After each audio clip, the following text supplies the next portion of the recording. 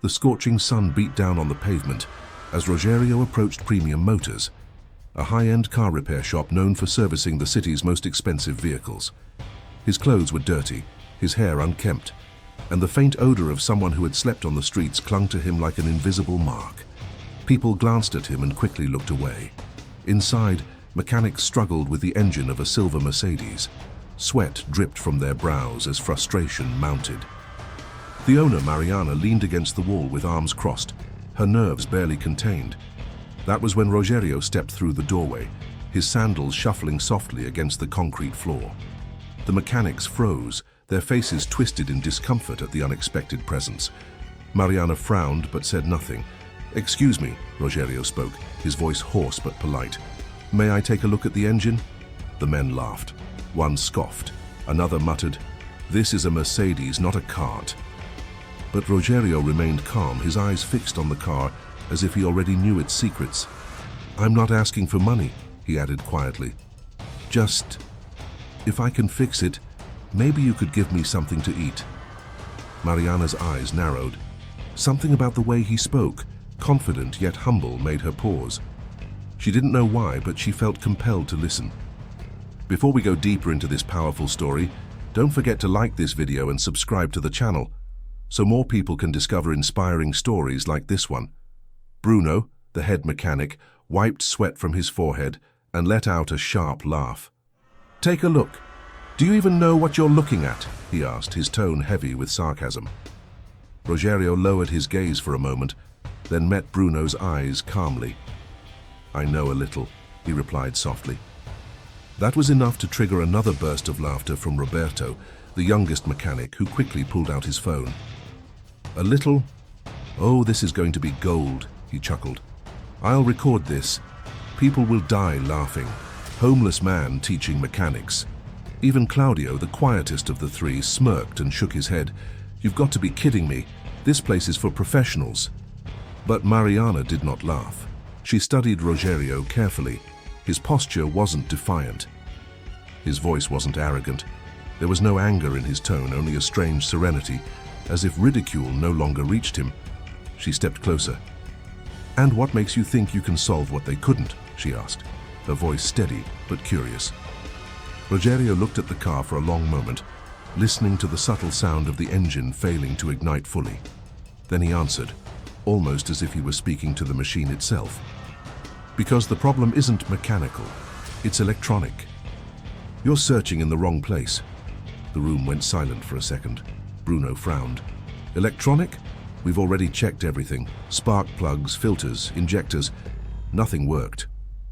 "You checked the parts," Rogerio said gently. "But cars like this are ruled by computers. When a sensor fails, the engine protects itself. That's why you can't find the fault." The confidence in his words unsettled them. For the first time, doubt crept into their smirks. Mariana tilted her head, intrigued. "And what would you want in return if you fixed it?" Rogerio hesitated. His voice was almost a whisper when he finally spoke. "Just a sandwich. I'm hungry." The laughter exploded again. Roberto nearly dropped his phone as he doubled over. "A sandwich? You've got to be kidding me. This is priceless." But to Mariana, it was no joke. The request was so simple, so painfully honest, that it struck her heart. She wasn't sure why, but she suddenly wanted to see if this stranger truly knew what he was talking about. Roberto kept recording, grinning at the thought of uploading the clip later to mock this moment. But Rogerio was not disturbed by the phone pointing at him, nor by the whispers of scorn. He walked closer to the Mercedes, his sandals brushing against the floor, and placed a hand gently on the fender, as though greeting an old friend. "This is a Mercedes C300, he said calmly. 2-liter turbo engine. The sound it makes, and it's a misfire triggered by the camshaft position sensor. The computer reads it as unsafe and cuts the power." The three mechanics froze. Bruno blinked rapidly, masking his unease with anger. "That's a bold guess for someone who just walked in from the street." But Rogerio didn't flinch. He didn't look at Bruno, Roberto, or Claudio. His gaze was on the machine, his voice filled with a quiet authority that none of them could ignore. "I don't guess," he said. "I listen." Mariana felt a shiver crawl down her arms. She didn't know why, but the way he spoke stirred something within her. It wasn't arrogance, it was precision. Claudio whispered to Bruno, "How would he even know that just by hearing the car?" Bruno snapped. "He doesn't, he's bluffing." But deep down, even Bruno wasn't so sure anymore. Mariana took a step forward. Her voice, though cautious, carried a tone of curiosity. "And if you're wrong?" Rogerio finally turned his eyes toward her. His gaze was steady, almost piercing, though marked with weariness of a life too heavy to carry. "If I'm wrong," he said simply, "then I'll walk away. You owe me nothing, not even a sandwich." The silence that followed was heavy, broken only by the faint ticking of the cooling engine. For the first time, Mariana's eyes softened. Against every doubt, she said firmly, "Let him try." Bruno stared at her in disbelief. Roberto stopped recording for a moment. Claudio raised an eyebrow, but Mariana didn't care about their judgment. Something told her this man was more than what he seemed. Bruno threw the rag he was holding onto the workbench. "This is ridiculous," he muttered. "We don't need help from some stranger off the street." Rogerio's eyes didn't harden at the insult. Instead, he lowered his voice and spoke with surprising gentleness. "I don't want your money. I don't want your pride. I just want something simple. A sandwich, that's all." The words hit the room like a quiet storm. For the mechanics, it sounded absurd. For Mariana, it sounded heartbreakingly human. Roberto burst out laughing again, clutching his stomach. "Did you hear that? He's not after cash, he just wants bread and cheese. Oh, this is going to blow up online. Everyone's going to love this joke." But when Mariana looked at Rogerio, she didn't see a joke. She saw hunger in his sunken cheeks, exhaustion in the slouch of his shoulders, but above all she saw a fire in his eyes that couldn't be faked, a fire of knowledge, of certainty, of a man who had once been someone. She crossed her arms tighter. "If you're so confident, how would you solve this?" she asked. Rogerio took a step toward the car, his fingers brushing lightly against the hood. "I'd need a diagnostic scanner," he said. "With it, I could reset the parameters and calibrate the sensor." "It won't take long," Claudio scoffed. "We don't have one." "I know," Rogerio replied with calm certainty. "But the shop next door does. Fernando will lend it to me." Bruno rolled his eyes. "Of course. You just happen to know the shop next door." But Mariana didn't move. Her eyes searched Rogerio's face, and for reasons she couldn't explain, she found herself believing him. "And if it doesn't work?" she pressed.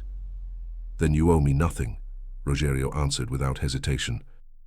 "Not even the sandwich." The stillness in his tone silenced even Roberto's mockery for a moment. For a man with nothing, he bargained like someone who had nothing to lose, and yet everything to prove. The mechanics exchanged uneasy glances. None of them wanted to admit it, but Rogerio's calm voice carried a weight they couldn't easily dismiss. Still, pride was a heavy chain around their necks. Bruno crossed his arms, standing firm. "Fine.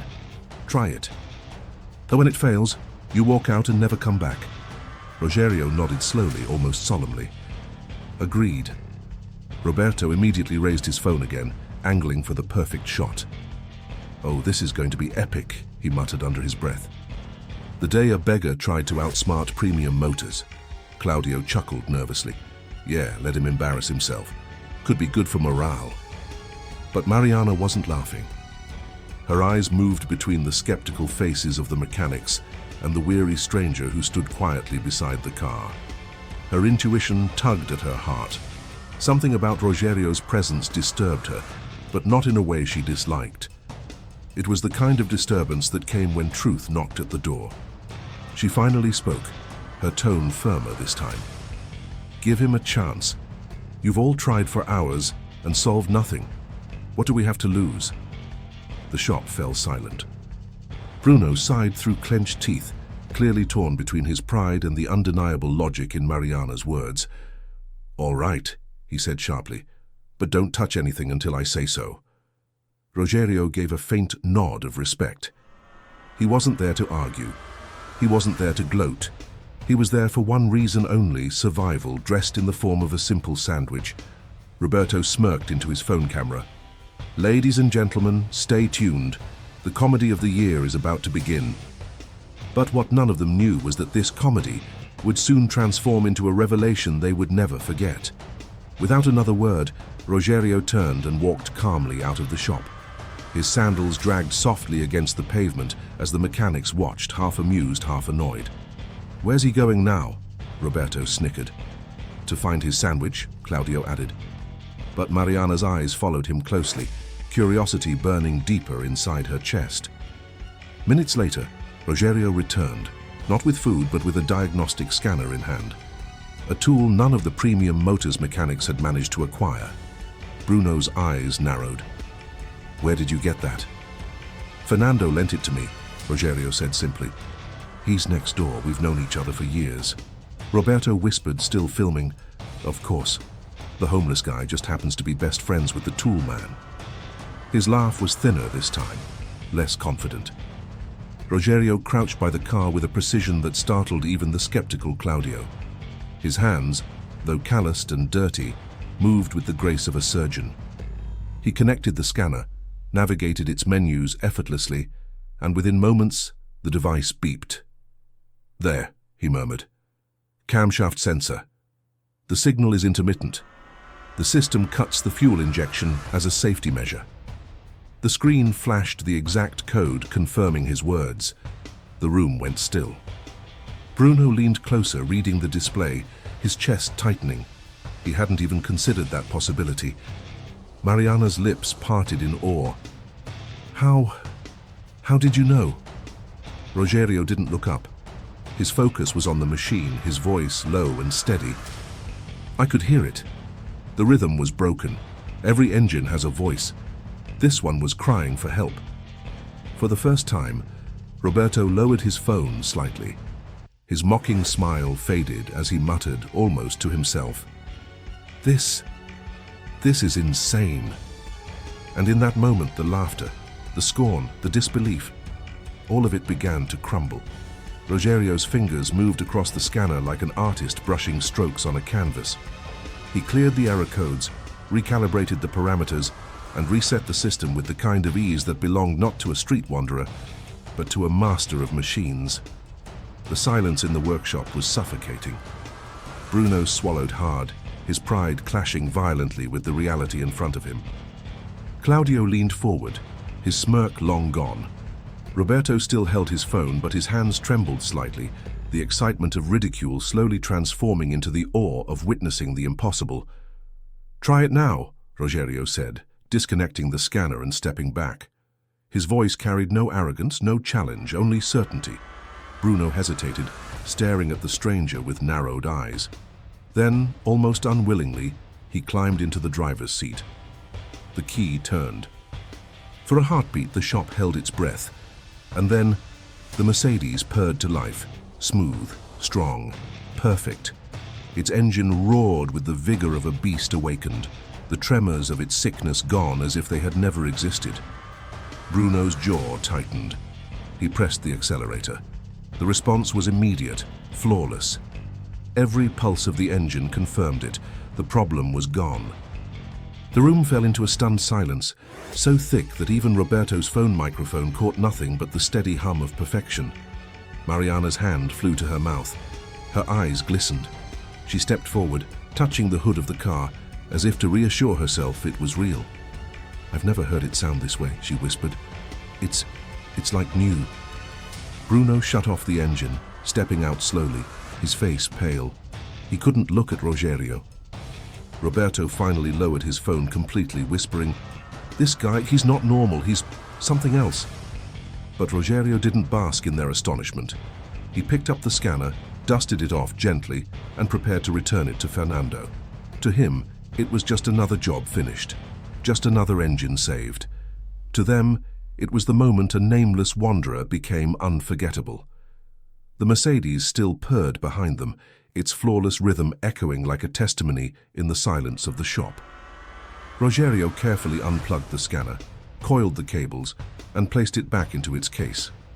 His movements were slow, deliberate, like a craftsman finishing the final touches on a masterpiece. Bruno stepped forward, pulling a folded note from his pocket. He extended it awkwardly toward Rogerio, his voice stripped of the arrogance it had carried all day. "Here, take this. You deserve it. More than a sandwich." Rogerio looked at the bill, but did not move to take it. His gaze lifted slowly to meet Bruno's, and his words came quiet, steady, unshakable. "No, we had an agreement. A sandwich, nothing more." The refusal hit harder than any insult. Bruno froze, the money still dangling in his hand, humiliated not by rejection, but by the realization that this man had a dignity untouched by circumstance. Mariana opened her purse and pulled out her wallet. "Please," she said softly, her voice trembling with gratitude. "You saved my day. You saved all of us. At least let me pay you properly." Again, Rogerio shook his head. "I didn't do it for money. I did it because—" He paused, and for a heartbeat his eyes darkened with a pain that no one in that shop could fully understand. "Because everyone deserves a second chance." The words hung in the air, heavy and haunting. Mariana felt her chest tighten as though she had been pierced by an invisible thread. Roberto, who had filmed every second of the ridicule, now lowered his phone, ashamed. The laughter that had once bubbled out of him so freely tasted like ash in his mouth. Even Claudio avoided Rogerio's gaze, his smirk long gone, his heart wrestling with something uncomfortable. Respect. Mariana whispered almost to herself, "Who are you?" But Rogerio gave no answer. He simply gathered his scanner, offered a quiet nod, and walked slowly toward the door, leaving behind a room so silent that even the sound of his sandals echoed like thunder. If this story has already moved you, take a moment to like this video and share it with someone, because sometimes a story of second chances is exactly what another person needs to hear. Days passed. For most people at Premium Motors, the incident with Rogerio should have been nothing more than a bizarre memory, an odd story to laugh about when the work was slow. But for Mariana, it lingered. She found herself replaying the moment in her mind, the stranger's calm voice, the fire in his eyes, the dignity in his refusal of money. It unsettled her, like a riddle left unsolved. Meanwhile, Rogerio wandered the streets nearby, never straying too far from the workshop. He told himself it wasn't about them. It wasn't about proving anything. But deep inside, he knew why his feet always brought him back. For the first time in years, his hands had touched an engine the way they used to. For the first time in years, he had felt alive. That afternoon, as he leaned against the shadow of a tree across the street, he watched. Premium Motors buzzed with activity. Cars lined the bays, engines roared, tools clattered. Yet among the sounds, Rogerio's ears caught something sharp, irregular. The voice of a machine crying out in pain. A bright red BMW sat in the center of the shop, its hood raised, its owner, a man in an expensive suit, hovering nearby with a growing scowl. Bruno and his team worked feverishly, sweat pouring, brows furrowed. The car coughed and sputtered, refusing to yield to their efforts. "This is the third one this week," Bruno growled, slamming a wrench onto the workbench. His voice carried through the garage doors, and even from across the street, Rogerio could hear the desperation beneath the anger. The suited man, Dr. Henrique, a well-known lawyer, checked his watch, his patience visibly thinning. "I've been waiting 2 days. 2 days for results. And you're telling me you still can't fix it?" Bruno forced a strained smile. "We're close, doctor. Just a few more adjustments." Enrique's eyes darkened with anger. "You said that yesterday. I don't want excuses. I want my car running." From the shadows, Rogerio watched silently, his instincts already unraveling the truth. The BMW's heartbeat was uneven, erratic. He knew what it was. He could fix it in minutes. But memories of mockery, of laughter, of Roberto's camera lingered in his chest like open wounds. For once, he told himself, stay out of it. But fate was already weaving something far greater than his choice. The sharp argument inside Premium Motors was interrupted when a taxi pulled up outside. A young woman stepped out, her arms wrapped tightly around a small boy who whimpered against her shoulder. His skin was pale, his tiny body shivering with fever. "Enrique!" she called, rushing inside. Her voice cracked with worry. The lawyer spun around, his stern mask shattering the moment he saw her. "Fernanda, what's wrong?" "It's Pedro," she said, her eyes filling with tears. "His fever's rising. I brought him straight here. We need the car. We need to get to the hospital now." The boy coughed weakly, his little hands clutching at his mother's blouse. The sight pierced through the shop like a knife.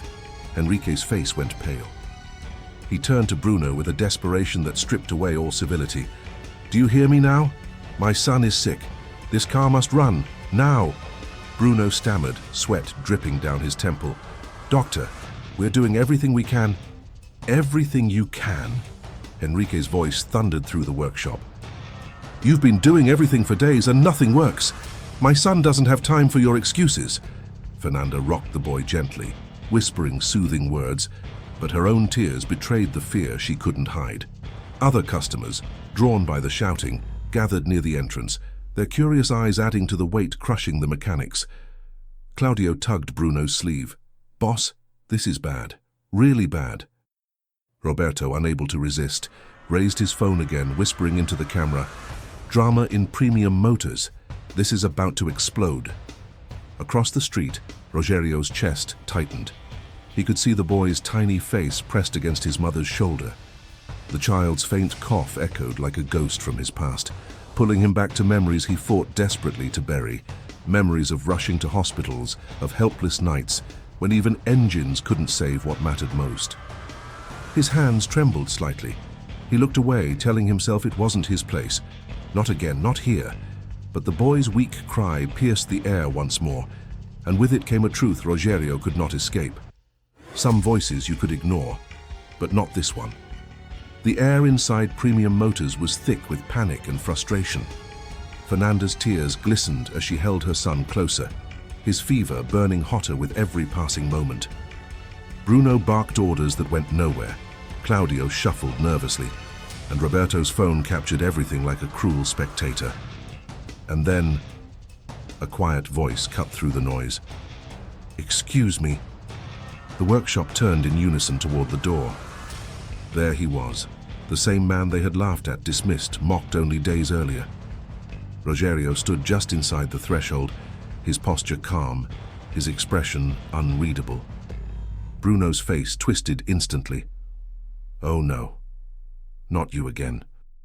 Haven't you caused enough trouble?" Roberto chuckled darkly, still filming. "Perfect timing. The star of our last comedy act is back for the sequel." Dr. Henrique turned, his sharp lawyer's eyes scanning the ragged figure. "Who is this? Another mechanic?" Bruno shook his head. "Nobody. Just someone who doesn't belong here." Rogerio ignored the sting of the words. His gaze was fixed on the boy in Fernanda's arms. The child coughed again, weaker this time. Rogerio's chest constricted. He had known that sound once, helplessness wearing the voice of a child. He stepped forward. "I can help," he said softly. Enrique's eyes flared with disdain. "You? You think you can do what 3 trained mechanics couldn't? Don't insult me." But Fernanda clutched her son tighter, desperation spilling over her face. "Enrique, please," she whispered. "If there's even a chance, we can't waste time." The lawyer clenched his jaw, torn between pride and the sight of his trembling son. "This is absurd," he muttered, but Fernanda turned toward Rogerio, her voice breaking. "You really understand cars?" Rogerio's reply came humbly, without bravado. "A little, enough to listen." The words hung in the air, strangely familiar to Bruno and his team. Roberto lowered his phone slightly, muttering to himself, "No way. Is he really going to try this again?" Fernanda's eyes, brimming with tears, met Rogerio's. She didn't see a beggar. She didn't see a stranger. She saw the one person who wasn't afraid to step forward when everyone else was failing. "Please," she whispered, her voice trembling with hope and fear. "Help my son." Rogerio nodded once. Calm, certain, ready. The BMW's hood was still open, its engine coughing with uneven rhythm like a heart struggling to beat. Mechanics hovered helplessly around it, their tools useless in the face of an unseen problem. Rogerio stepped closer. His sandals scuffed the floor softly, each step pulling the eyes of everyone present. The crowd of curious customers shifted uneasily, sensing something unusual was about to unfold. He placed his palm gently on the hot metal, closing his eyes. For a long moment he stood motionless, breathing in the vibrations, listening to the engine as if it were speaking directly to him. The noise of the workshop fell into a hush. Even Roberto, phone in hand, found himself holding his breath. Finally, Rogerio opened his eyes. It's not the spark plugs, not the injectors. The problem is the fuel pump. The word struck the room like a bell. Bruno frowned. The pump? How could you possibly know that? Rogerio answered without hesitation. Because the rhythm is uneven. The pressure isn't constant, it drops and rises. That's why it chokes. The pump is failing. Claudio rushed to fetch a pressure gauge, more out of defiance than belief. He connected it quickly, and the needle wavered erratically, just as Rogerio had said. Gasps rippled through the shop. Roberto muttered into his phone, his voice shaking. He nailed it again, without touching a single tool. Dr. Henrique stepped closer, his lawyer's skepticism warring with the undeniable evidence before his eyes. Can it be fixed? He demanded. Yes, Rogerio replied calmly. You need a new pump. Install it, and the engine will breathe again. How long? Enrique pressed. 15 minutes. The answer was so steady, so precise, that it left no room for doubt. For the first time since he had entered, all eyes in Premium Motors looked at Rogerio not with ridicule, but with something dangerously close to reverence. The workshop was electric now. No laughter, no mockery, only urgency. Dr. Henrique gripped his wallet with trembling fingers, pulling out bills with the desperation of a father who had no time left to waste.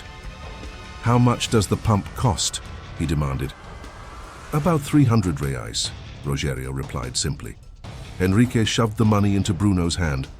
Go, now, don't waste a second. Bruno, flushed with shame, yet driven by the pressure of the moment, bolted toward the door. The sound of his hurried footsteps echoed down the street until they faded.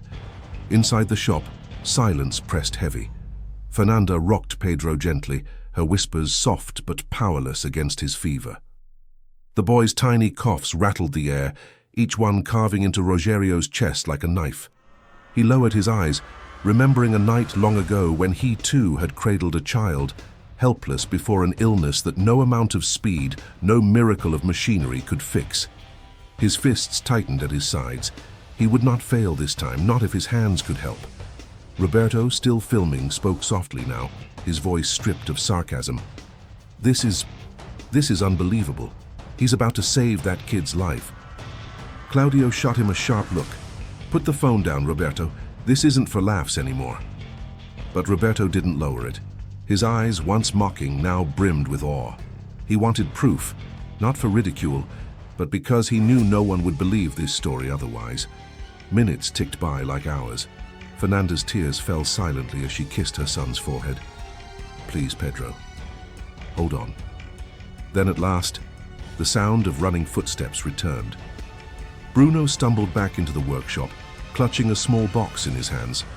He was out of breath, his face red, but his grip on the part was firm. I've got it, he panted. Rogerio stepped forward, his calm presence wrapping around the chaos like a steady hand. He opened the box, examined the pump, and gave a short nod. This is the one, he said. Let's begin. And with that, the race against time truly began.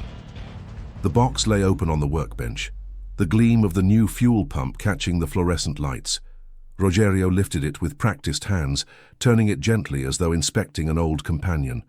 His eyes softened, not with nostalgia, but with certainty. He crouched beside the BMW, sleeves rolled up, and began to work. His movements were swift yet meticulous, bolts loosened, hoses detached. The failing pump slid free like a diseased organ being removed from a body. Every eye in the workshop was fixed on him. Bruno hovered close, torn between the sting of humiliation and the awe of watching a master at work. Claudio handed him tools silently, instinctively obeying Rogerio's rhythm as if he were the true foreman. Roberto still filmed, but his voice had changed entirely. No longer mocking, no longer playful, it trembled with reverence. Look at him. He's not guessing. He knows, like he was born for this. Fernanda clutched Pedro tighter, her lips moving in silent prayer. The boy stirred weakly, his eyes fluttering open for a second to glance toward Rogerio. The mechanic smiled softly at him, whispering under his breath. "Stay strong, Garotto. You'll ride again soon." Within minutes, the new pump was in place. Rogerio tightened the last bolt, reattached the hoses, and wiped the grease from his hands. He stood slowly, breathing steady, and nodded toward Henrique. "It's ready. Try it." The lawyer hesitated, almost afraid to believe. Then he slid into the driver's seat and turned the key. The engine roared to life, strong, clean, unwavering. The BMW's growl filled the workshop with power, every vibration steady and true. Gasps rippled through the crowd. Bruno's eyes widened. Claudio shook his head in disbelief.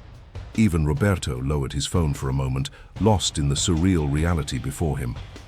Fernanda let out a sob of relief, clutching her son. "Thank you, God," she whispered, tears streaming freely. Henrique stepped out of the car, his stern mask shattered. He looked at Rogerio not with disdain, but with something far rarer, gratitude. "You saved my son's life," he said, voice thick with emotion. "What do I owe you?" Rogerio shook his head gently. "Nothing. I don't do this for money. I just wanted to help." The lawyer's jaw tightened, struggling to understand. "But why?" Rogerio's eyes darkened for just a moment, haunted by a sorrow buried deep. "Because some chances you don't get twice." Then he turned away, already preparing to slip quietly back into the shadows. An invisible hero, a ghost among men. The BMW's steady hum still echoed in the air as Rogerio quietly stepped back, ready to fade once again into the background. But this time there was no mockery in the shop, only stunned silence, only the unspoken acknowledgement that something extraordinary had just taken place before their eyes. Roberto, still clutching his phone, finally lowered it and stared at the screen. His video wasn't just a clip anymore. It was a story, raw and unbelievable. He hesitated, guilt flickering across his face as he remembered how it had started as a cruel joke. But awe outweighed hesitation. With a trembling finger, he pressed upload. The caption read, "Homeless man fixes cars better than professional mechanics." Within hours, the video began to spread. Views climbed in the thousands, then tens of thousands. Comments flooded in, some mocking, others shocked, many insisting it had to be fake. "No way this is real. This guy knows too much. Who is he really? The way he moves, I swear I've seen it before." In living rooms, in offices, in cafes, people replayed the footage. They studied the precision in Rogerio's hands, the calm authority in his voice. There was something familiar, something haunting about him, like a name on the tip of the tongue, like a face buried deep in memory. Mariana, scrolling through her phone one evening, stumbled upon the video. Her heart raced as she watched it once, then again, then again. She leaned closer, examining every detail, his posture, his voice, the way his hands caressed the machine. A chill ran through her. Her father's words echoed in her mind, words spoken long ago. "Every engine has a soul, listen, and it will speak to you." He had told her stories of a racer, a legend from the 90s, a man who could tune a machine better than any engineer alive. They had called him Golden Hands. Now staring at her screen, Mariana whispered to herself, "My God, could it be?" The question burned in her chest, refusing to let go. She knew one thing with certainty. She had to find him. The next morning, Mariana walked back into Premium Motors. The memory of the video haunted her, and she could no longer ignore the truth clawing at her heart. She found Bruno hunched over another car, sweat dripping, his patience unraveling. Claudio and Roberto lingered nearby, their tools idle, their eyes restless. "Tell me about that man," Mariana said firmly. Her voice cut through the noise of the shop. Bruno looked up, startled. "The homeless guy. He just shows up sometimes. Nobody really knows who he is. I saw the video, Mariana pressed. The way he touched that engine, the way he listened, that's not luck. That's knowledge. That's history. Roberto's eyes lit up. You saw it too. 50,000 views already. People are going crazy. Some say he's an ex-engineer, others a racer who disappeared years ago. Mariana's hands trembled slightly. My father used to talk about a man, a legend. They called him Golden Hands. He said this man could make cars sing. The room fell silent. Claudio frowned. Golden Hands? You mean Rogerio Silva, the rally champion? Bruno froze.